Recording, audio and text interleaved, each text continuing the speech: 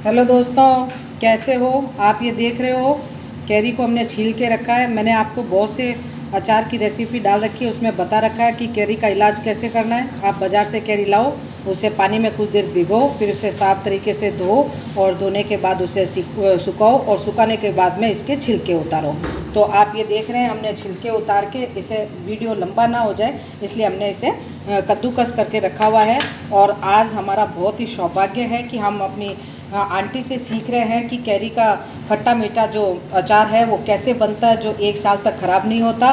तो आप हम उन्हीं के मुंह से सुनेंगे कि इससे कैसे बनना है, बनाया उन्होंने या कैसे बनाएंगे, वो सब उन्हीं के द्वारा हम सीखेंगे। तो इन्होंने सबसे पहले कढ़ाई ले ली। आंटी प्रणाम। बताओ आंटी।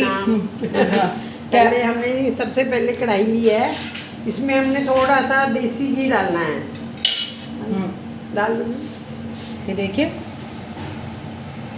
और उसके बाद बड़ी इलायची होती है, जैसा कि आंटी ने बताया बड़ी इलायची बड़ी इलायची इसके हमने बीज निकाल लिए हैं और इसका हमने छौंक लगाना है इसमें।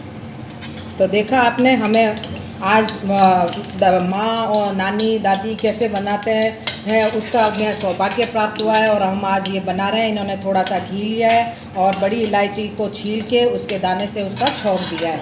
अब आंटी क्या करेंगे? उसके बाद हम इसमें ये जो हमने कद्दूकस किया है वो डालना है। ये देखिए आम की कैरी है। मैं डाल दूँ आंटी? हाँ।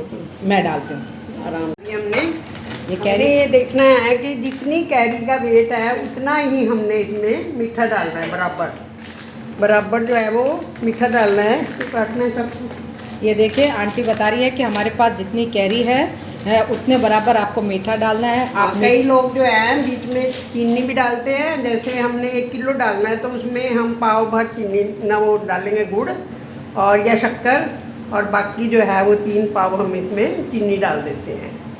और फिर हम इसको धीमी आंच पे इसको थोड़ी देर रखना है ताकि ये अपना पानी छोड़ दे। ये देखिए हमने थोड़ी देर इसे धीमी आंच पर चलाया और उसके बाद चीनी को डाल दिया है। अब इसमें आंटी है जो शक्कर भी डालेंगी, जिससे ये और ही गुणकारी हो जाएगा, क्योंकि ये विटामिन सी और गुड़ अपने आप में, गुड़ आयरन से भरपूर है और कैरी है जो विटामिन सी से भरपूर है। बाकी मीठा आपको आंटी ने जैसे बताया कि जितनी कैरी है हिसाब से, बाकी आप अपने स्वाद। ज़्यादा खट्टा डालना चाहते हो तो कम मतलब मीठा डालो, और अगर पूरा इसके हिसाब से खाना है तो वैसे। तो ये देखिए हमने शक्कर डाल दी है इसके अंदर, और ये शक्कर हमारी शुद्ध सात्विक पंजाब से लाई गई है, जो दूध से धुली हुई और साफ़, वो अभी हमारे यहाँ राजस्थान में तो मिलती भी नहीं है। ये देखिए अब मैं आंटी की कुछ सहायता करूंगी, क्योंकि आंटी का स्वास्थ्य अस्वस्थ है। मेरे कहने से ये वीडियो मेरे लिए शूट कर रहे हैं ये। तो अब मैं इस कढ़ाई से इसे मैं हिलाऊंगी। जितना पानी छोड़ेगा उतना ज़्यादा अच्छा रहेगा। अब इसको हिलाते रहेंगे और थोड़ी देर गैस को सिम पे ही रखेंगे ताकि ये अपना पानी छोड़ दे। देखा आंटी ने ये बताया है कि ये खूब सारी हम लोगों के लिए बना रहे हैं, क्योंकि जब आंटी आई है तो जो नानी के घर जब बच्चे आते हैं तो बच्चे खूब चीज़ें मांगते हैं, तो बच्चों को ये पसंद है कि नानी अपने हाथ से बनाए। तो मैं केवल उनकी सहायता कर रही हूँ, बाकी उनके निर्देश अनुसार काम हो रहा है। हम थोड़ी देर इसे ऊपर नीचे घुमाएंगे, इसीलिए ये ज़्यादा बना रहे हैं हम, क्योंकि ये हमारे चलता तो साल भर है लेकिन हमारे यहाँ ये 15 दिन में ही ख़त्म हो जाएगा। ये बात हमें पक्का पता है, क्योंकि जिसमें जो नानी का हाथ है और स्वाद है जो ये बना रहे हैं उसकी बात ही कुछ और है।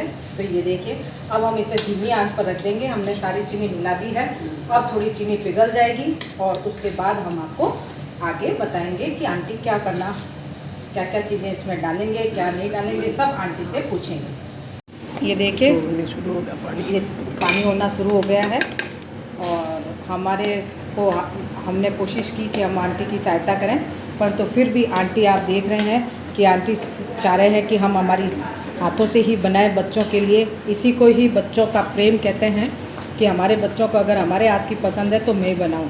जबकि स्वास्थ्य अस्वस्थ होते हुए भी वो खड़े नहीं रह पा रहे हैं, फिर भी है जो हमारे लिए ये कैरी का खट्टा मीठा अचार वो बना रहे हैं। ये इस बात का विशेष ध्यान रखें। क्यों आंटी के गैस की फ्लेम धीरे रखनी है? धीरे रखनी है अभी ये धीरे रहेगी ताकि ये पानी अच्छी तरह हो जाए इसमें। तो जैसा कि आंटी ने बताया गैस की फ्लेम धीरे रखेंगे। ये आप देखिए नज़दीक से मैं बता दूं आपको, ये पकेगी ना तो पक के फिर ये एक जान हो जाएगी और उसके बाद फिर ये ख़राब नहीं होगी कभी भी। अब हम इसमें मसाले डालेंगे, थोड़ा सा और हो जाए ये चीनी। अब आंटी ने ये कहा है कि हम इसे थोड़ा और पकाएंगे, थोड़ा पानी और छोड़ेगी चीनी, उसके बाद हम इसके अंदर मसाला डालेंगे। और हमने चीनी डाल दी, चीनी प्रिजर्वेटिव का काम करती है, और फिर इसे हम ढंग से पका लेंगे तो ये 1 साल तक ख़राब नहीं होगी। यही इसका आज की वीडियो का मेन ये है कि इसे अच्छे से आप पकाते रहें, ऐसा आंटी ने बताया है। अब ये आंटी बताएंगे हमें कि आंटी इसे कितनी देर तक पकाना है। ये पानी जब तक ये चीनी ना घुल जाए, चीनी जब तक पूर्ण रूप से घुल न जाए तब तक इसे पकाना है। इस बात का विशेष ध्यान रखें आप, चीनी के दाने नहीं रहने चाहिए। ये देखिए धीरे धीरे चीनी, आपको जब लग रहा था कि जब हमने इसे डाला था गैस पे तो ये सूखा सूखा था, लेकिन अब देखना कितना लिक्विडी हो गया है। और गैस की फ्लेम एकदम स्लो रखनी है आपको। ये देखिए दाना मेथी और 2 बड़े चम्मच सौंफ और 1.5 चम्मच जो है कलौंजी। तो ठीक ये है, उसके बाद हम डालेंगे इसमें नमक, स्वाद अनुसार नमक हो जाता है।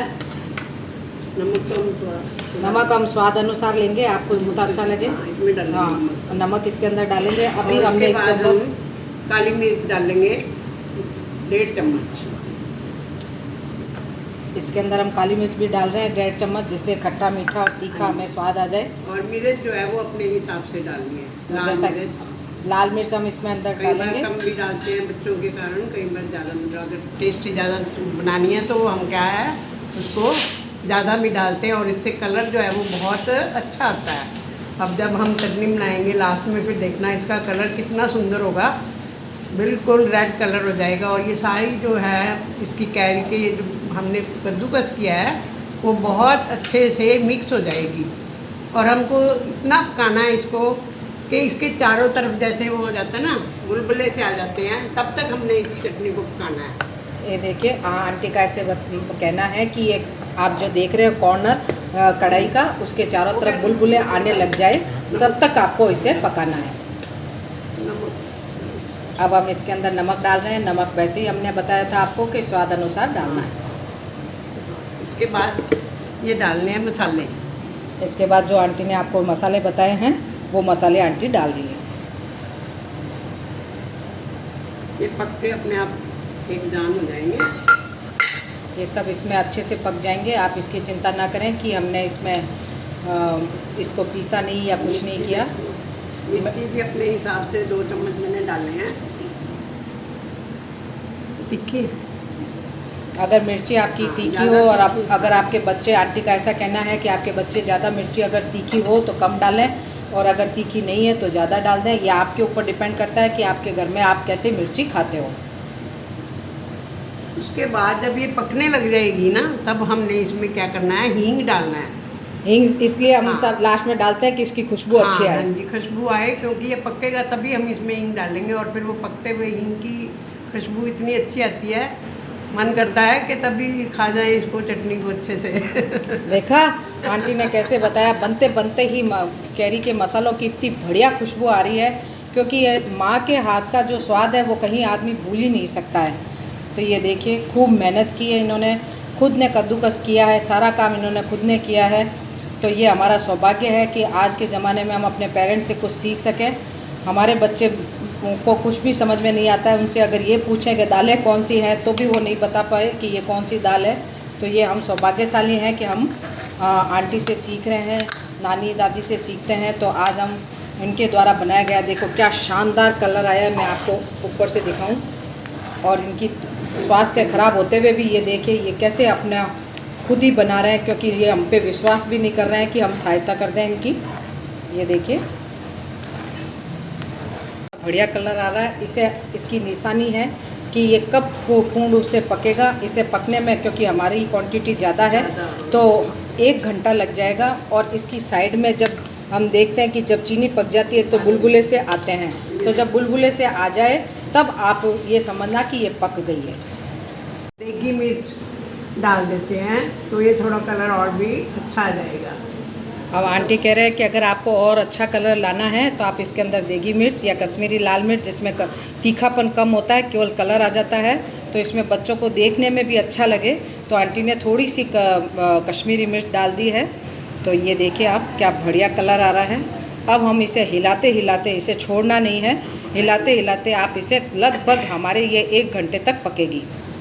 और क्या निशानी है आंटी, आप हमें बताएं कि आपने एक तो बता दी कि कढ़ाई के साइडों में बुलबुले से आ जाएंगे, और क्या निशानी है कि और इसकी ये निशानी है कि जो ये आम के वो बने हुए हैं ना, हमने कद्दूकस किया है, तो ये बिल्कुल ट्रांसपेरेंट से हो जाते हैं शीशे की तरह। तो उससे हमें लगेगा कि ये पूरी जो है वो पक गई है और एक जान हो जाएगी, और फिर ये बहुत अच्छी लगेगी, ख़राब नहीं होगी बिल्कुल भी। चाहे साल रख लो, चाहे 2 साल रख लो, वैसे रहती तो नहीं है 2 साल। जब देखो आंटी भी हंस रहे हैं कि पता है कि मेरे हाथ की इतनी अच्छी बनेगी कि ये साल 2 साल रहेगी नहीं, 15 दिन में ख़त्म हो जाएगी।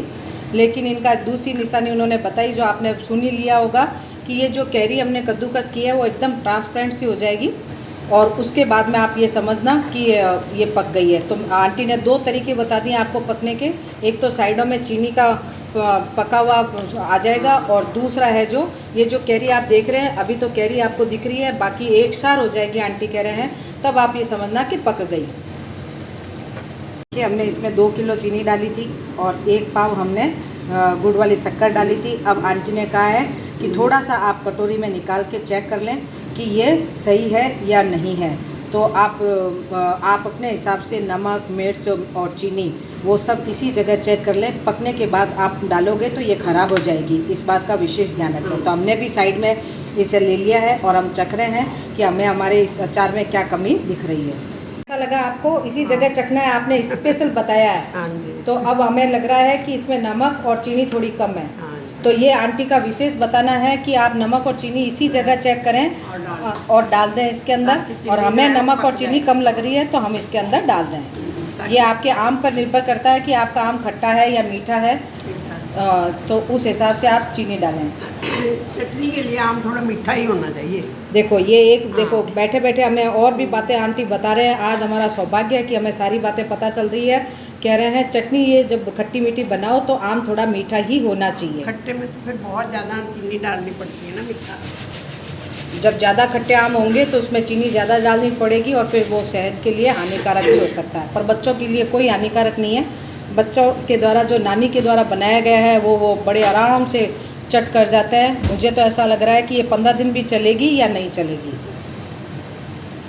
क्या क्या डाल सकते हैं हम इसमें? हम कुछ ड्राई फ्रूट भी डाल सकते हैं, जैसे खरबूजे के बीज होते हैं और छुआरा होता है, वो डालना चाहिए। छुआरे से तो बहुत मतलब अच्छा लगता है।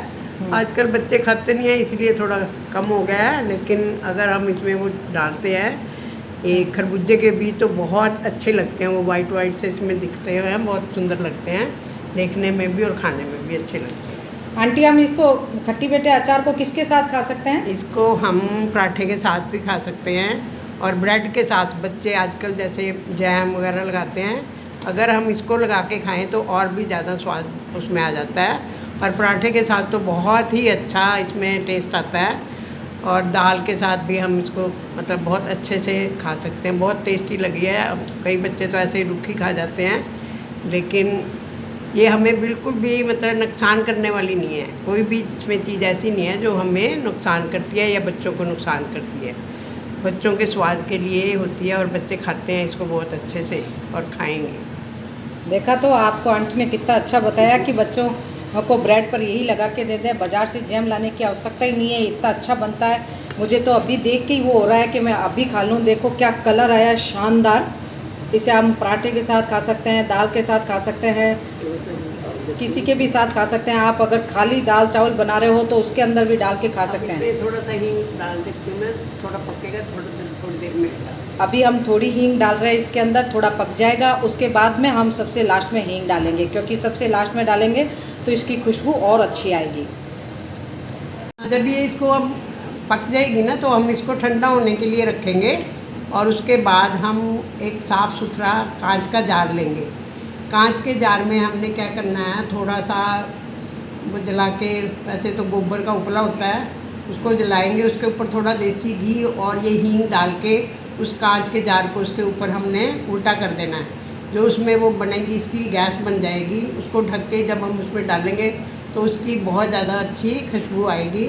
और वो उसको हम तो ढंगार बोलते हैं, बाकी यहाँ पता नहीं क्या बोलते हैं, मेरे को पता नहीं। अगर आपके पास उपले नहीं मिले हाँ, तो आप जो बाज़ार में काला कोयला आता है, हाँ, उस कोयले को गर्म करके और आप गैस पे गर्म कर लें और उसके ऊपर घी डाल दें और उसी का ही धुआं हो जाएगा। हाँ, हींग डालना।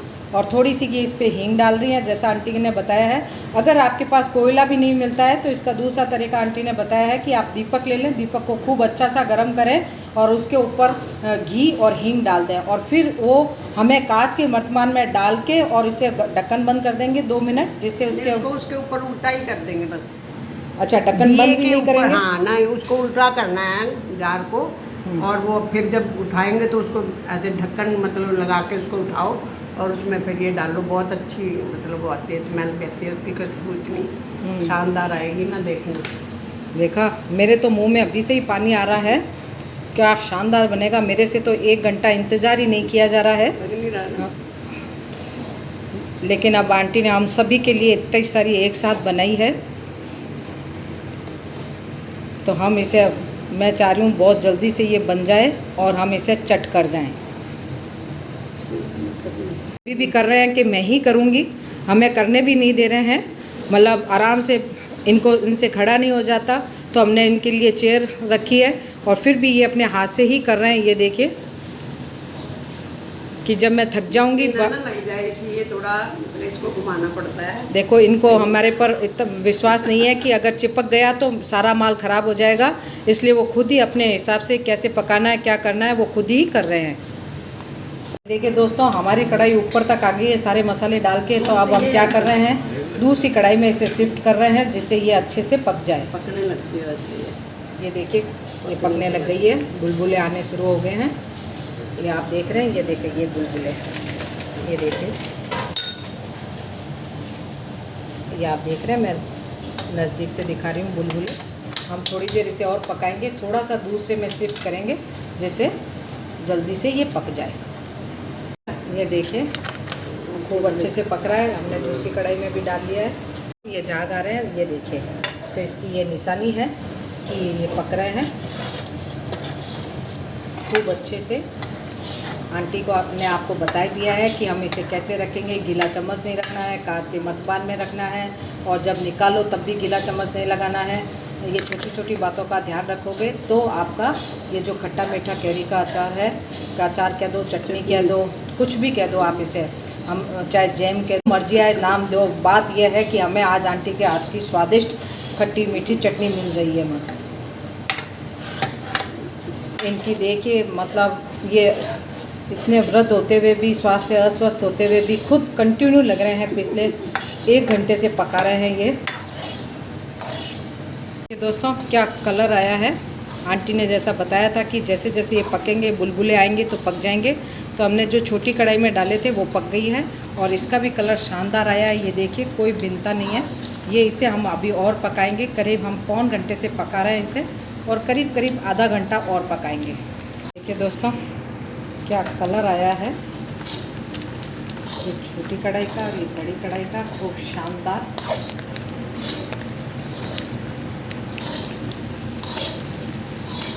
अब आने लगे हैं ना ये बुलबुले, तो इसका मतलब ये अब बन गई है, पूरी पक गया है।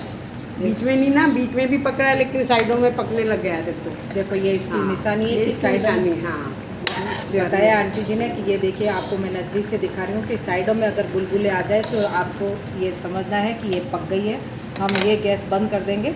अभी दूसरी वाली में आई नहीं है तो 15-20 मिनट हम इसे और पकाएंगे, उसके बाद आपको बताते हैं। आंटी अब ये देखो, अब अच्छे से पक गया। अब इसका कलर कितना सुंदर आया है, बिल्कुल रेड रेड लग रहा है।